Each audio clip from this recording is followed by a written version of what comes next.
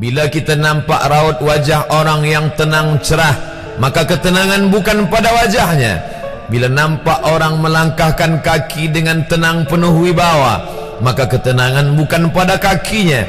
Bila tampak ayunan tangannya tak tergesa-gesa, maka bahagia bukan pada tangannya. Di mana letak bahagia itu? Ala fil jasadi mutrah. Ketahuilah dalam jasad ada segumpal, ada sekepal, ada sesuap.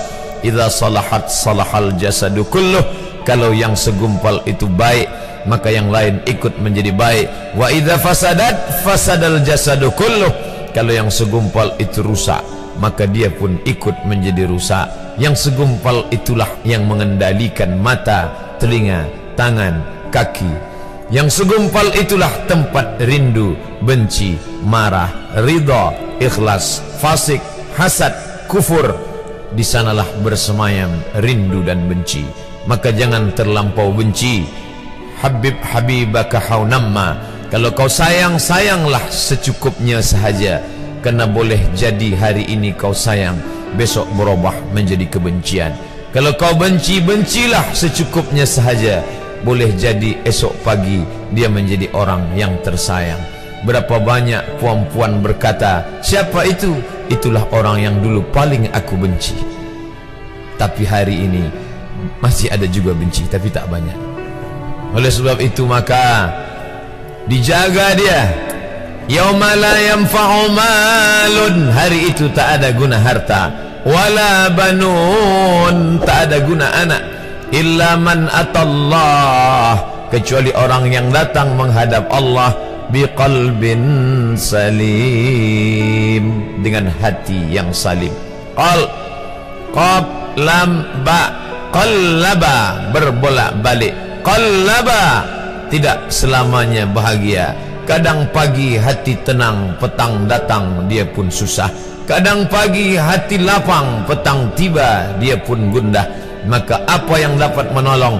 Ala bizikrillah, ketahuilah dengan banyak menyebut mengingat Allah, tatma'innul qulub, maka hati akan menjadi lapang. Qalbul mu'min baina asabi'ir rahman, hati orang beriman berada di antara jari jemari kuasa Rahman. Kalau dia hendak, dia balikkan yang senang menjadi susah. Kalau dia berkehendak yang susah, dia balik menjadi lapang. Berapa banyak orang yang tampaknya mungkin kita kata dia susah, tapi dia masih boleh tersenyum. Sebaliknya orang yang menurut pandangan zahir kita cukup segala, makan, pakai, tapi tampaknya kesenangan tak pernah singgah. Apa sebab? Kerana hati milik Allah. Dia ada dalam diri kita, tapi dia bukan punya kita. Lillahi ma fis samawati wa ma fil ard. Apa di langit, apa di bumi, milik Allah. Balikkan kepada Allah. Dari Allah balik kepada Allah. Senang mengucapkannya, payah mengamalkannya, lebih sulit memasukkannya ke dalam hati. Oleh sebab itu maka apa cara supaya hati menjadi lapang? Yang pertama, iman. Mesti ada iman. Percaya bahawa dia ada walaupun tak tampak oleh mata. Dulu ada seorang filosof, dia berkata bahawa aku percaya dia ada bila boleh tampak oleh mata, disentuh tangan, didengar telinga. Tapi bila tidak dapat ditengok mata, dipandang mata, didengar telinga, disentuh tangan, maka dia tidak ada. Inilah orang-orang yang berfaham wujudiyah. Wujud ada, mikrofon ada, mimbar ada, orang ada, kerana aku boleh menatap dengan mata, mendengar suara dengan telinga, bersapa tangan dengan alat yang diciptakan Allah Subhanahu wa ta'ala. Tapi kita mengenal dia bukan kerana rupa. Bahkan bila kita pejam mata nampak berbagai macam rupa, itukah dia? Bukan. Walam yakul lahu kufuwan ahad.